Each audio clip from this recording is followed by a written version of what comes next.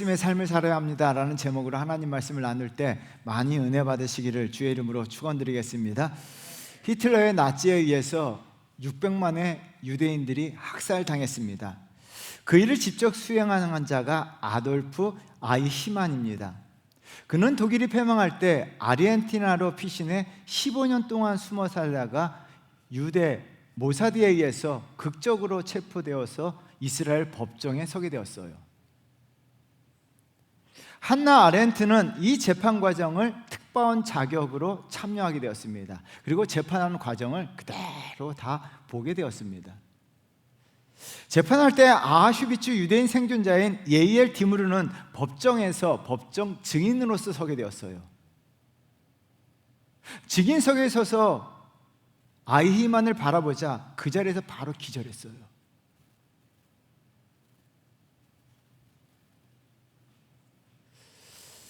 후에 깨어난 후에 재판관이 이런 질문을 던졌습니다. 지옥 같은 악몽이 떠오르십니까?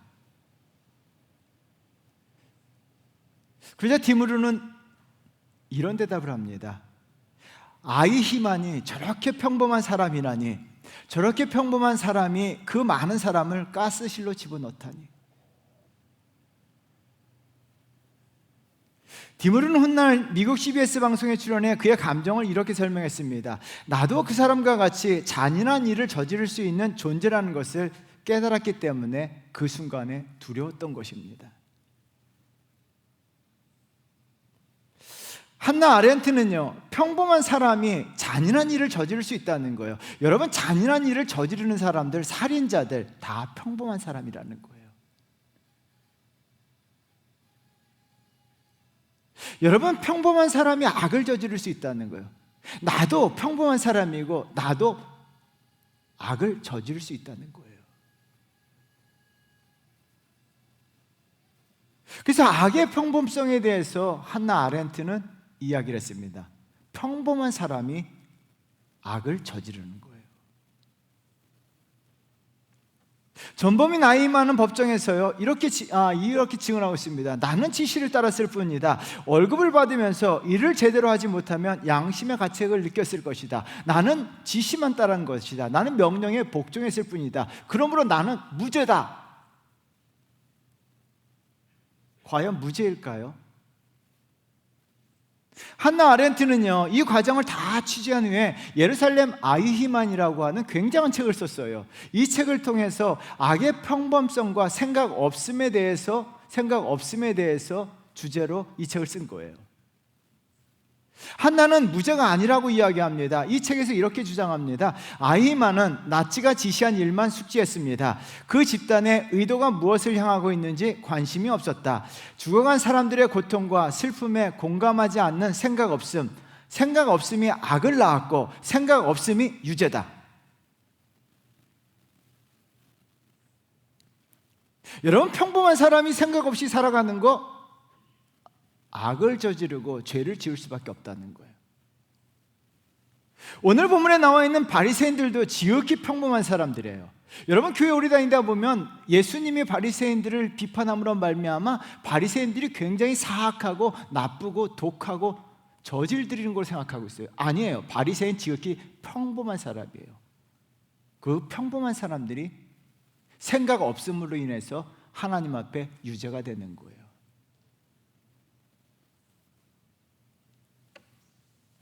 여러분, 주님은 오늘 본문을 통해서 뭐라고 시작합니까? 42절, 43절, 44절에서 시작이 화 있을진저예요. 화 있을진저는요 저주받을지어다 라는 의미입니다. 악의 평범성과 생각 없음을 잘 기억하셔야 됩니다. 생각 없는 신앙, 생각 없는 신앙 유죄입니다. 여러분, 오늘 본문 잘 기억하셔서 생각 없이 신앙생활하는 거 유죄입니다. 바리새인은요 생각 없이 신앙생활을 했기 때문에 예수 그리스도 앞에 유죄 판결을 받은 거예요. 우리 다 평범한 사람들이에요. 우리가 생각 없이 신앙생활을 한다면 하나님 앞에 복을 받는 것이 아니라 오히려 하나님 앞에 죄가 되는 거예요. 그래서 반드시 기억하셔야 돼요. 생각이 있는 신앙인이 되셔야 될 줄 믿습니다. 생각하시면서 신앙생활 하셔야 될 줄 믿습니다. 반드시 기억하셔야 돼요. 그냥 아무 생각 없이 교회 다니지 마세요. 반드시 생각 있는 신앙인이 되셔야 되고, 생각하면서 신앙생활 하셔야 돼요. 그렇다면 오늘 본문을 통해서 우리가 무엇을 생각하면서 신앙생활을 해야 될까? 여러분, 굉장히 중요한 거예요. 내 인생이 화가 되느냐, 내 인생이 복이 되느냐, 갈림길이에요. 여러분, 반드시 복이 있는 인생이 되셔야 될 줄 믿습니다. 복이 있는 인생이 되셔야 될 줄 믿습니다. 그러기 위해서는요, 생각하는 그리스도인이 되셔야 돼요. 그렇다면 우리가 생각하는 것이 무엇일까요? 첫 번째는요, 신앙의 형식을 내용으로 채우고 있는가를 생각하시면서 신앙생활 하셔야 돼요. 독일 작가 에리 마리아 레마르크는요, 1916년 18세의 나이로 1차 세계대전에 참여합니다. 독일인이었어요. 그 경험을 바탕으로 전쟁의 처참함과 인생의 허무함을 주제로 해서 책을 썼는데요, 그 책의 제목이 서부전선 이상 없다예요. 넷플릭스 영화로도 방영되었는데요, 이 영화입니다. 꼭 한 번쯤 보셔야 될 영화예요. 근데 이 책에서 이런 말이 나와요. 이 책의 내용이 있습니다. 우리 한번 다 같이 읽어보도록 하겠습니다. 온 전선이 지지군도 조용하고 평온하던 1918년 10월 어느 날, 우리의 파울 보이너는 전사하고 말았다. 그러나 사령부 보고서에는 이날 서부전선 이상 없음이라고 적혀있을 따름이었다. 젊은 청년들이 전쟁에서 죽었습니다. 총을 맞고 죽었어요. 그리고 젊은 청년들이, 10대 청년들이 서부전선에서 총을 맞고 죽어가고 있는 거예요. 근데 국방부 보고서에서 뭐라고 적었습니까? 서부전선 이상 없다. 사람이 죽었고 사람들이 죽어가고 있는데 이상 없다라는 보고서를 올렸다는 거예요.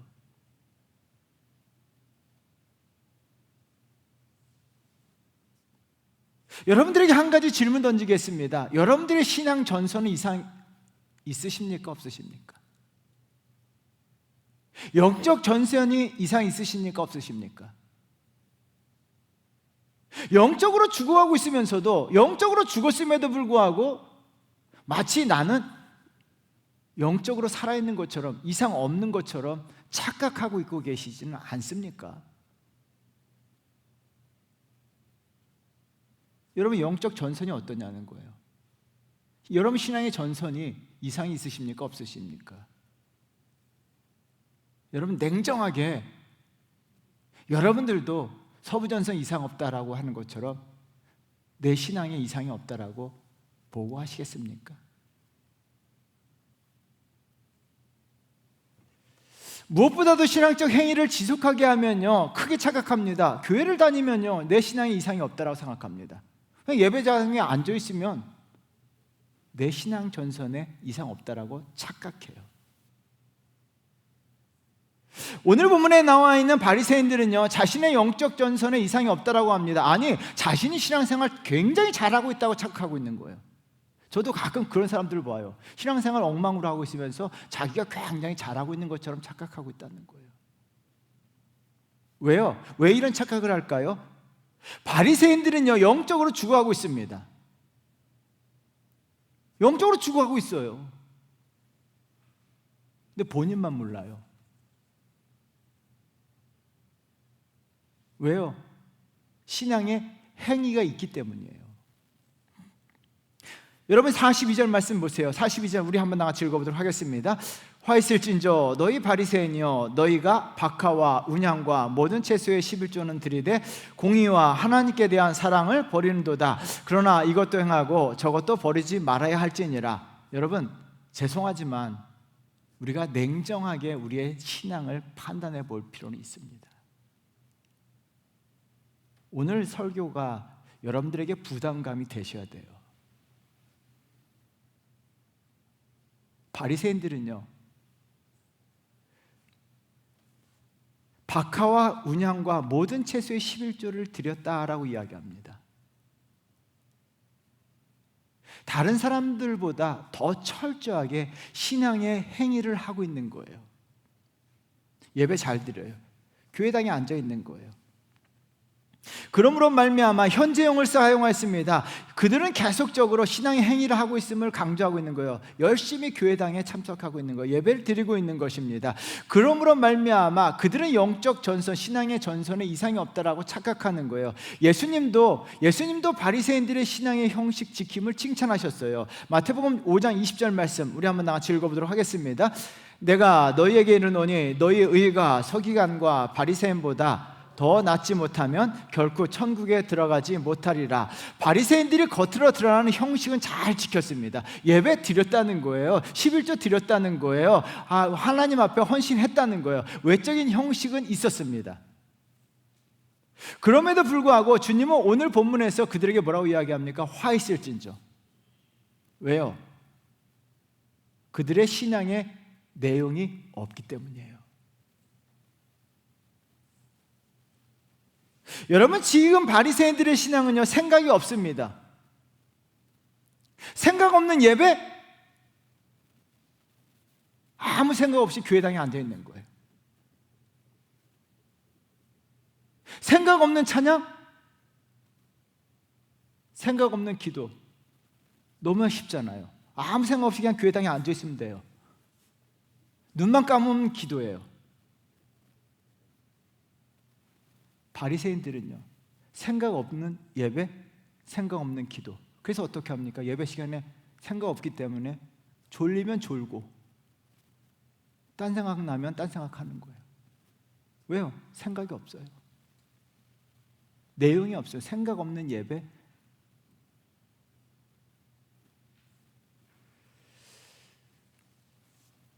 지금 바리새인들의 신앙은 생각 없습니다. 주님은 신앙의 내용을 말씀하고 계세요. 그래서 여러분 어떻게 합니까? 바리새인들은 교회 다니는 관심이 하나예요. 자기 자신이에요. 여러분 43절 말씀 우리 한번 같이 읽어보겠습니다. 화 있을진저 너희 바리새인이여 너희가 회당의 높은 자리와 시장에서 문안받는 것을 기뻐하는도다. 바리새인들의 관심은 오직 시장이나 교회나 학교나 어디서나 자기가 칭찬받고 인정받고 박수받고 그거에만 관심 있는 거예요.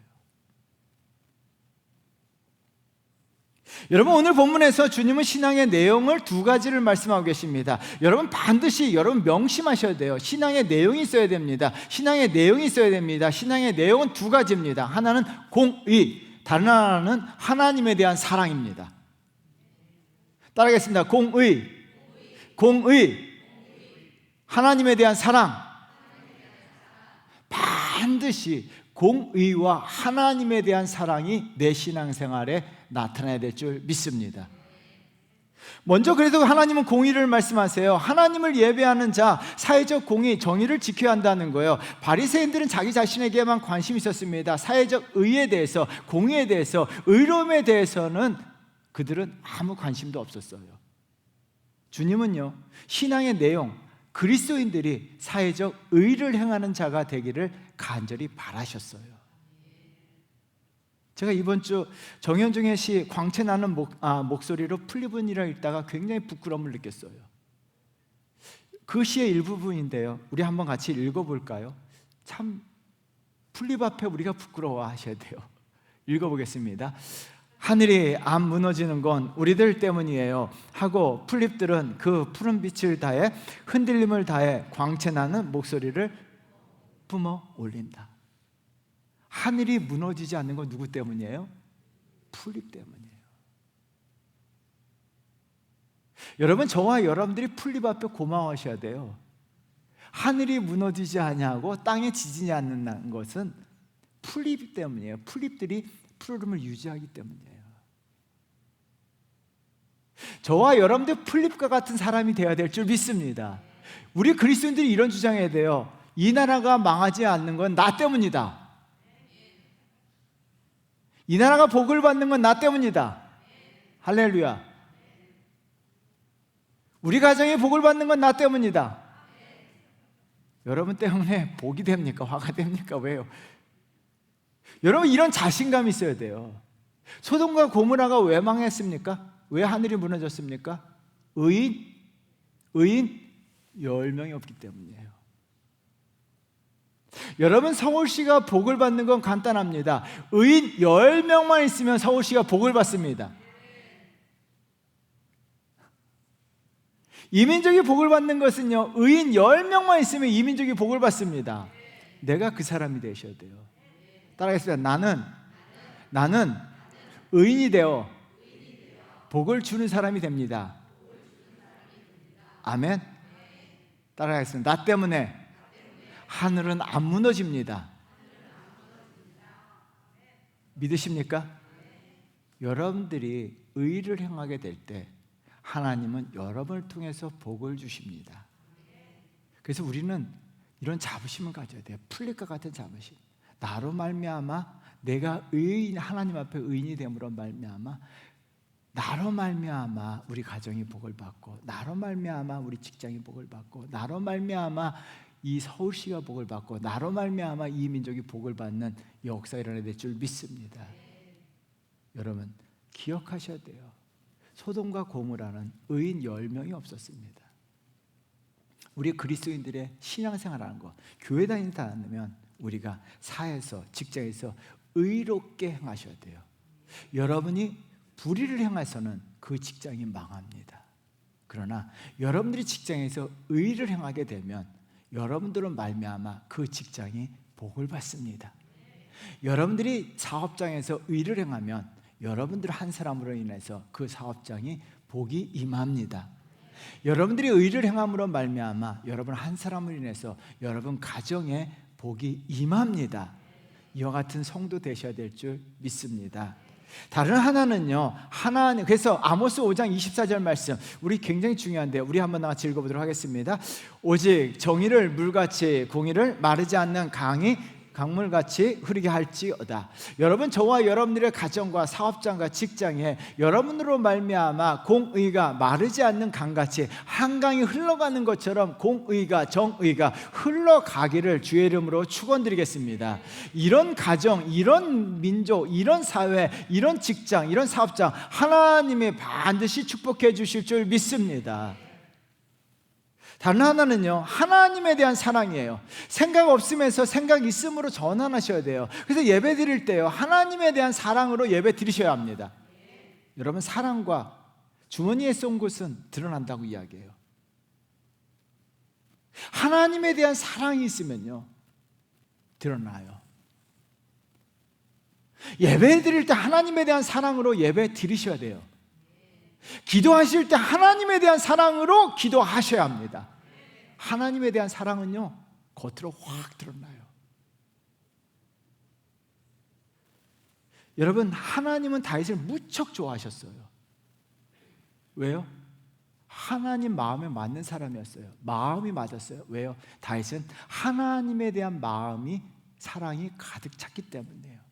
그 단적인 예가 사무엘하 6장 16절이에요. 우리 한번 다 같이 읽어보도록 하겠습니다.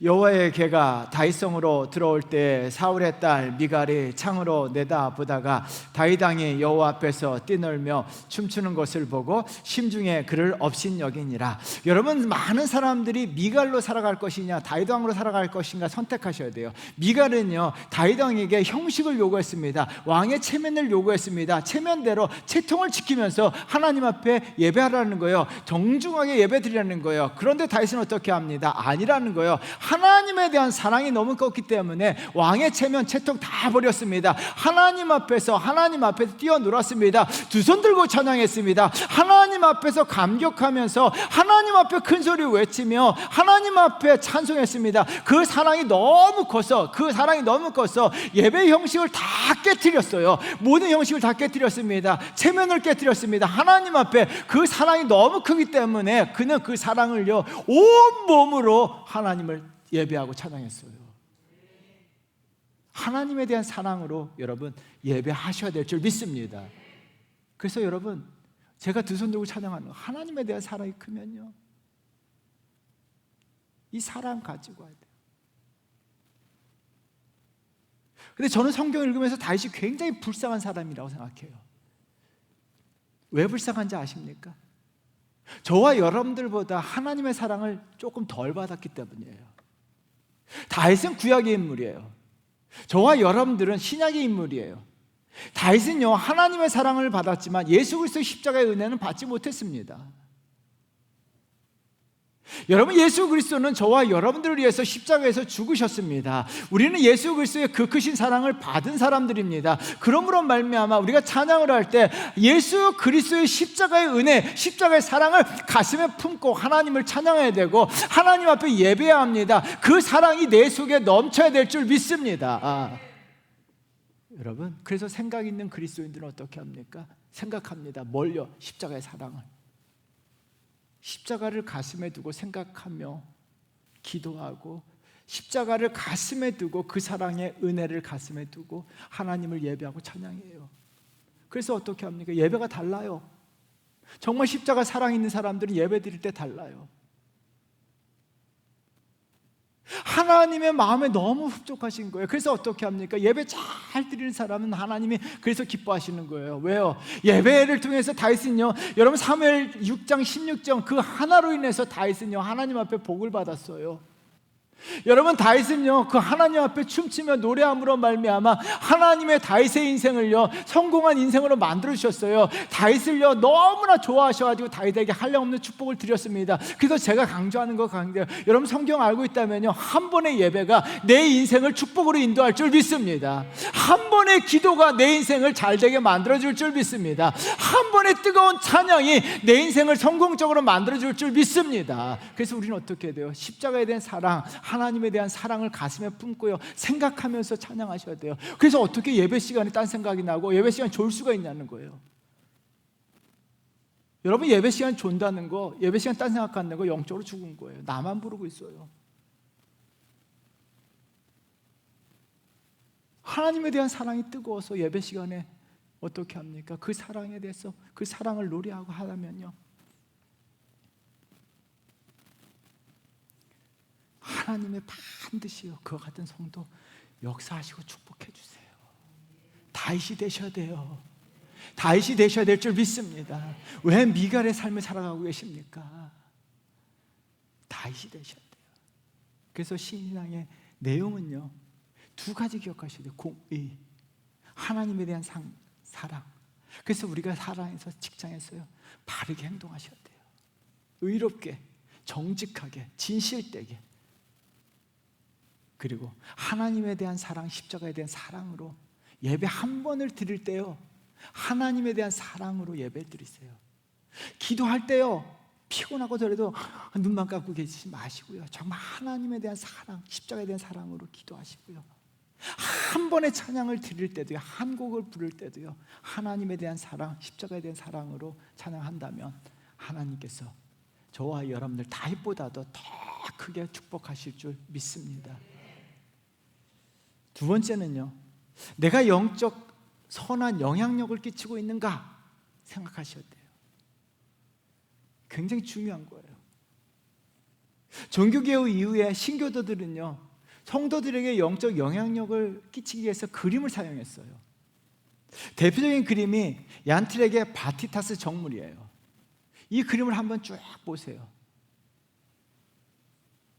겉으로 보기에는 종교적 색채가 하나도 없습니다. 성경과 아무런 관련이 없어 보이지만요 이것은 굉장히 신학적이고 성경적인 그림이에요. 여러분 잘 찾아보세요. 무엇이 보이는가? 뭐가 보여요?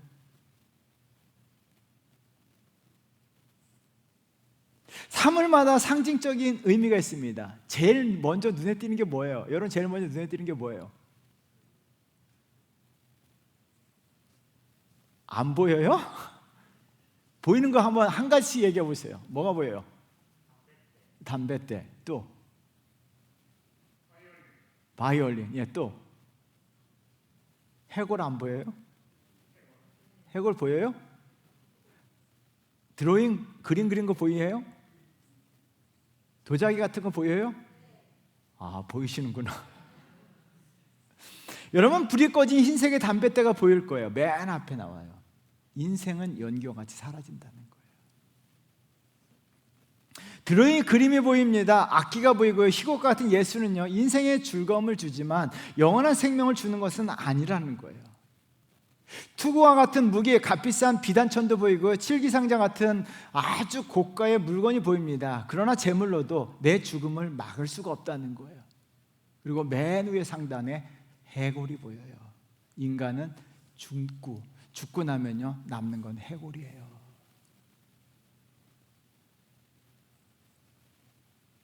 죽고 나면요 허무해요.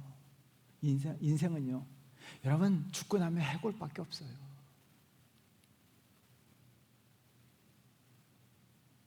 그래서 종교계에 의해 많은 그리스도인들이 이 사진을 자기 집 잘 보이는 데다 걸어놨어요. 그리고 항상 생각했습니다. 이 그림의 제목이 바니타스 정물인데요, 바니타스라고 하는 말은 허영, 헛된, 무상함이란 뜻이에요. 여러분 전도서에 가장 많이 나오는 말이 뭡니까? 헛되고 헛되니 헛되도다라는 말이죠. 같은 단어입니다.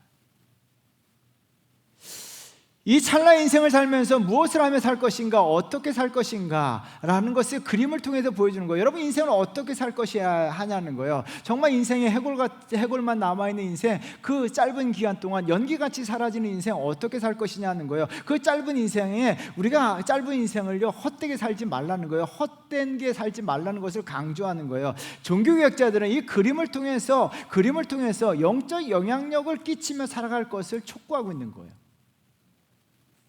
오늘 본문에 나와 있는 바리새인들은요 종교인들임에도 불구하고 오히려 사람들에게 악한 영향력을 끼쳤습니다. 44절 말씀 굉장히 중요합니다. 우리 한번 나같이 읽어보겠습니다.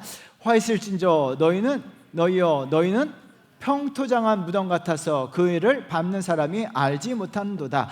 여러분 평토장한 무덤이란 비유법을 사용했는데요, 평토장한 무덤은요 명백하지 않는, 숨겨서 보이지 않는, 사람들이 알아차릴 수 없는 무덤, 은폐된 무덤이다라고 이야기합니다. 한국의 무덤은요 봉분을 합니다. 큰 봉분을 했습니다. 그러면 저 멀리서도 무덤이 있다, 사람들이 피해가요. 평토장한 무덤은요 사람들이 무덤인지 알지 못하고 그 일을 밟고 지나가는 거예요. 유대법에 의해서요 무덤을 밟으면요 7일 동안 부정하다라고 이야기합니다. 우리 성경 읽어봐요. 민수기 19장 16절이요. 읽어보도록 하겠습니다. 누구든지 들에나 칼에 죽은 자나 시체나 사람의 뼈나 무덤을 만졌으면 이래 동안 부정하리니. 예수 그리스도는 바리새인들, 율법을 잘 알고 있는 바리새인들을 고발하고 계신 거예요. 너희들이 그 무덤과 같다는 거예요. 무덤 위를 밟고 지나가면 7일 동안 부정하다는 거예요. 사람들이요 무덤인지 알지 못하고 지나간다는 거예요. 알게 모르게 바리새인들은요 영적 악영향을 주변 사람들에게 끼치고 있다는 거예요. 여러분 여기서 우리가 한 가지 질문 던집니다. 내가 권사로서, 내가 목사로서, 내가 집사로서, 내가 그리스도인으로서 내가 다른 사람들에게 선한 영향력을 끼치고 있는가? 내가 보이지 않게 나쁜 영향력을 끼치고 있는가? 아주 중요합니다. 왜요? 나쁜 영향력을 끼치는 것 자체가 화 있을 진저라고 이야기합니다. 그래서 죄송하지만 장로님, 우리 권사님들, 목사, 저 신앙생활 똑바로 하셔야 돼요. 예배 잘 드리셔야 돼요. 왜요?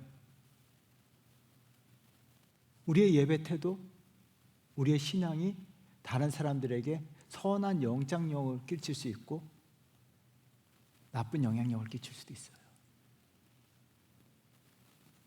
내가 드리는 예배가, 내 예배 태도가, 내 신앙생활 태도가, 내 말 한마디가, 내 행동이 다른 사람들에게 좋은 영향력을 끼칠 수 있고 또한 악한 영향력을 끼칠 수 있다는 거예요.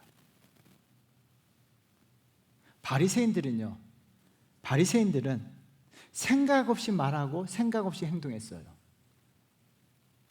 그래서 많은 사회에 많은 사람들에게 좋은 영향력을 끼치지 못했다는 거예요. 하나님 앞에 축복받은 사람들의 공통적인 특징이 있어요. 다른 사람들에게 영적인 영향력을 끼쳐요.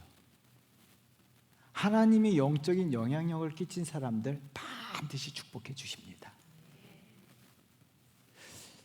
여러분, 그래서 우리는요, 세상 사람들에게 보이지 않게 내 믿음 생활을 바르게 하시고 내 신앙 생활을 바르게 하셔야 돼요. 내 모습을 통해서 사람들에게 영적인 영향력을 끼쳐야 돼요. 그래서 우리 시어머니들, 목사님들이 많이 얘기해요. 시어머니들은 룻기 1장 16절 말씀을 늘 암송하셔야 돼요. 시어머니들, 룻기 1장 16절. 또한 시어머니가 되실 분들, 우리 아내같이 시어머니가 되실 분들, 룻기 1장 16절 크게 읽겠습니다. 시어머니 되실 분들, 시아버지 되실 분들은 크게 읽으시에요. 다 같이 읽겠습니다. 시작. 룻이 이르되 내가 어머니를 떠나며 어머니를 따르지 말고 돌아가라. 강건하지 마옵소서. 어머니께서 가시는 곳에 나도 가고 어머니께서 머무시는 곳에서 나도 머물게있나. 어머니의 백성이 나의 백성이 되고 어머님의 하나님이 나의 하나님이 되시리니. 나오미는요, 권사님이에요. 룻은요, 교회 안 다니는 여자가 권사님 가정에 시집 왔어요.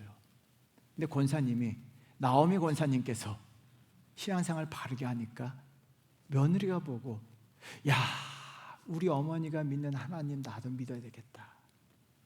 그래서 같이 교회 나온 거예요. 할렐루야.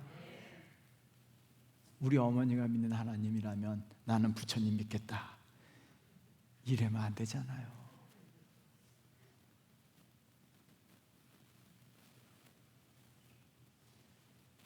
여러분, 나오미는요, 보이지 않게 선한 영적 영향력을 며느리에게 끼친 거예요.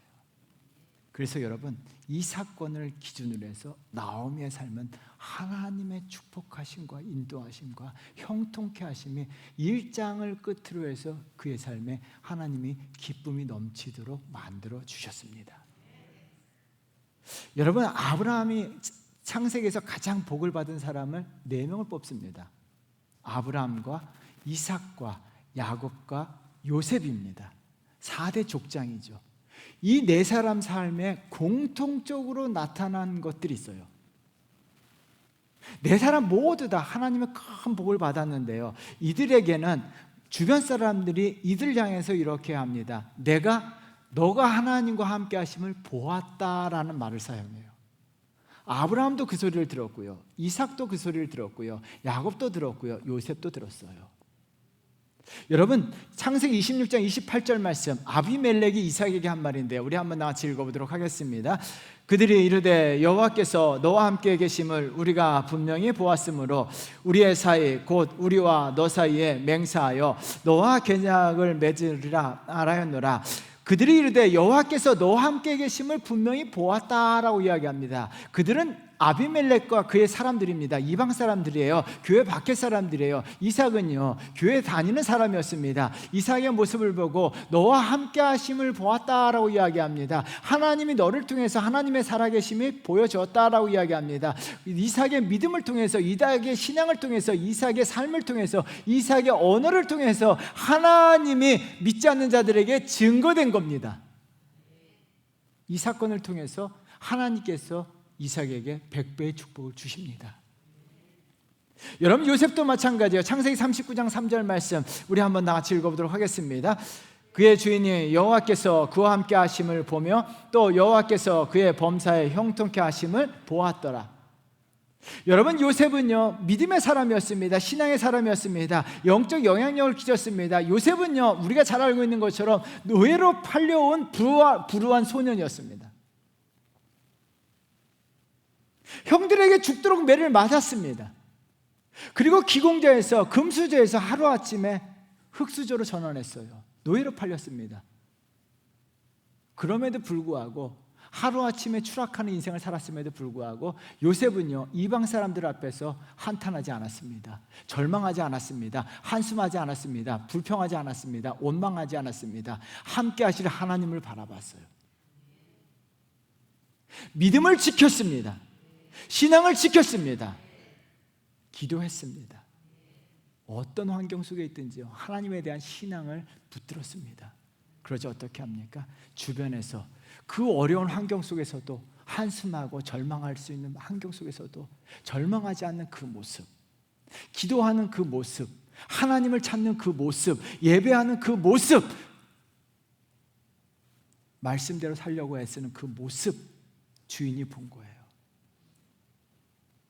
그리고 너와 함께 하신 하나님을 바라보게 된 거예요. 저와 여러분들 반드시 우리를 통해서 하나님의 살아계심이 증거되어야 될 줄 믿습니다. 예수 그리스도의 십자가의 사랑이 증거되어야 될 줄 믿습니다. 이런 자들을 통해서요, 하나님은 아브라함같이, 이삭과 같이, 야곱과 요셉과 같이 축복해 주세요. 사랑하는 성도 여러분, 반드시 기억하셔야 돼요.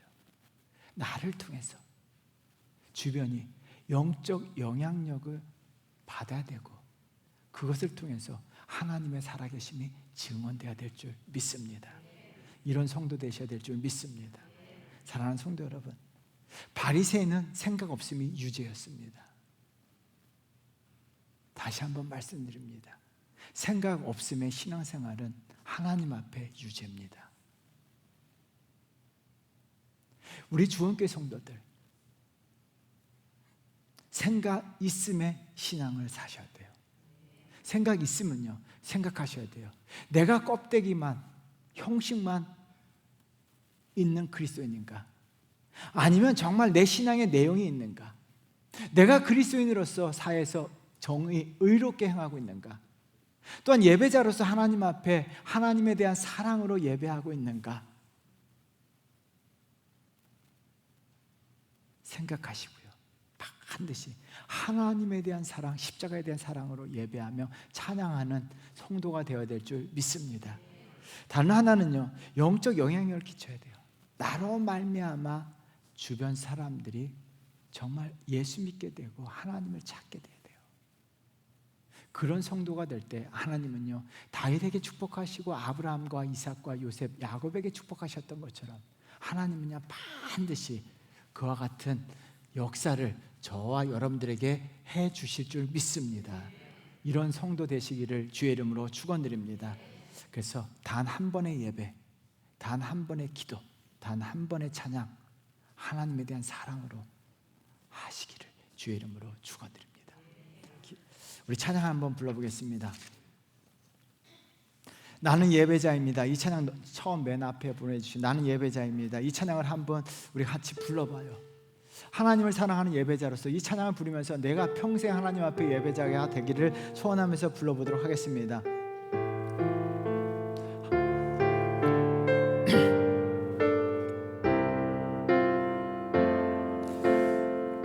우리 두 손을 가슴에 모으고 찬양합니다. 하나님을 예배하는 예배자입니다.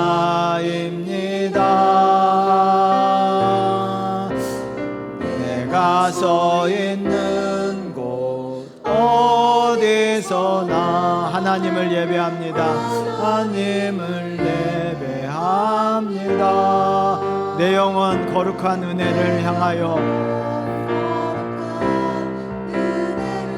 내 마음은 완전한 하나님 향하여, 완전한 하나님 향하여. 이곳에서 바로 이 시간 하나님을 예배하. 우리 두 손을 들고 다시 한번 하나님 앞에 찬양합니다. 나는 예배자입니다. 나는 하나님을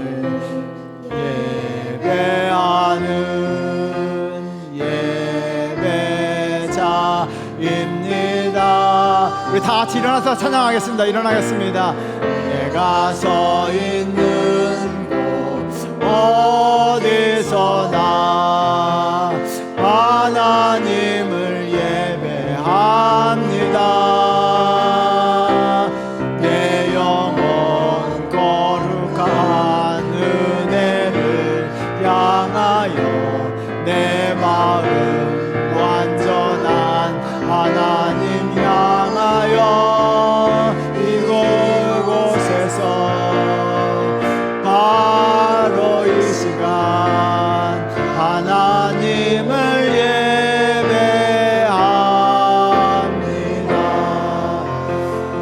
우리 죄송하지만 다리가 아프시더라도 잠깐 서서 기도했으면 좋겠습니다.